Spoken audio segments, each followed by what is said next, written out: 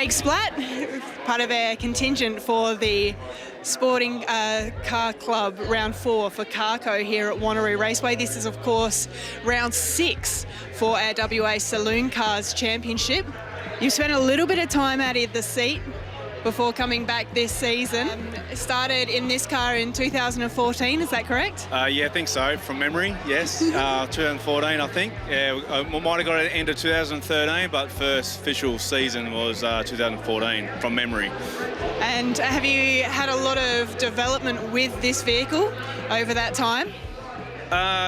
Yes, but mainly me. The car was a pretty good car when we got it, and it's just trying to maintain it where it was. We had quite a few issues along the way, but it's just mechanical, just part of motor racing, and we feel like we're sort of on top of it now, so which is good, and we can go out there and enjoy ourselves with the other boys and girls out there. Okay, so you've come with a few titles that you've claimed along the way. You had a quarter midget state title, is that right? Yeah, that's correct, yeah. Second twice and third in the Nationals at Phillip Island. Yeah. Tell me about that experience. It was pretty big. My go-karting, I started go-karts when I was a teenager. My dad was doing go-karting, he did speedway before and stuff like that, so it's always sort of been in the blood to do motor racing. And got into go-karts and started racing, started to really enjoy that. Raced against like Garth Tander and all those sort of players, Frosty and stuff like that, it was pretty exciting. And won quite a little bit there as well. Then my dad decided to go back into speedway and a quarter midgets. It's basically like a smaller version of a speed car with a go-kart motor. And we started to do that, started doing his family and stuff like that. And he won a state title the year before I won the state title. So it was pretty special. It's a pretty special time in my life doing that, really enjoyed it.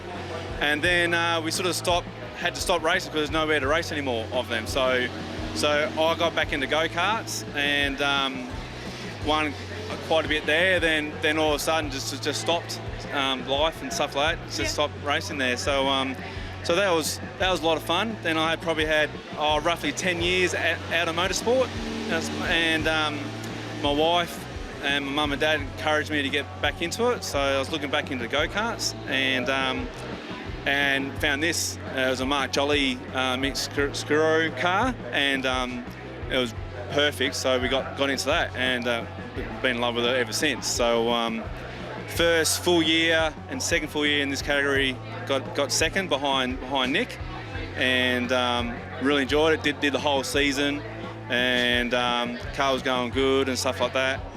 Then had a bingle and collie, and right out the front end, so I had to redo that, and then got confidence back. Then we did my first national title in the saloons in Phillip Island, and that was a great experience because the whole family came over, and they went and saw the penguins and all sorts of stuff. I went racing, and they came out and supported me racing at the time, and got the car thanks to Vinny. He built the engine and stuff like that, and the car was a jet, absolute jet over there, and it's probably the best I've driven as well, and put it on pole, which was very exciting. And first race, won that, but spun out on a corner and about 4 or 5 seconds in front, and got cleaned up by a car and bent the front end sideways. Managed to get going and win the race, but caused a lot of damage to the car. So my dad, himself, and the Right Way boys helped a lot to battle Pete and everything, get the car ready to go for the next 2 heats, which was fantastic. It was a long way to go without only just doing 1 heat and come there. So managed there and scraped in for third. Justin Chaffee won it, so it was a good WA since over there. It was a really, really good experience. And then we went and did the Bend the next year in South Australia, and finished 7th. And that's when the car started to have a bit of issues with there. I did the whole meeting with my brake calipers locked on, which didn't know, Wow. So it burnt out all there, but that was slowing the car down a bit. So I finished 7th or 8th or 6th, something like that. So I was still pretty happy with that. A lot of brake fade with that?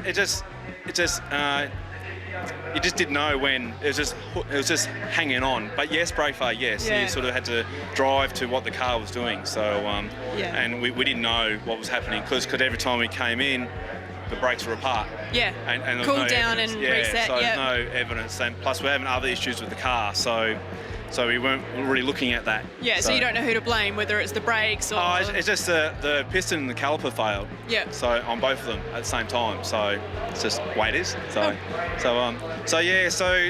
we had a lot of car issues, and at the same time I was working quite a lot on the shift and couldn't get out racing a lot. So this year I think I missed the first one because I had I meant to have a medical done, and yeah, it just didn't happen. So I missed the first meeting, but I've managed to do, I think, the last 3, I think, which is good, and hopefully do the next one. So I might be able to do half the season.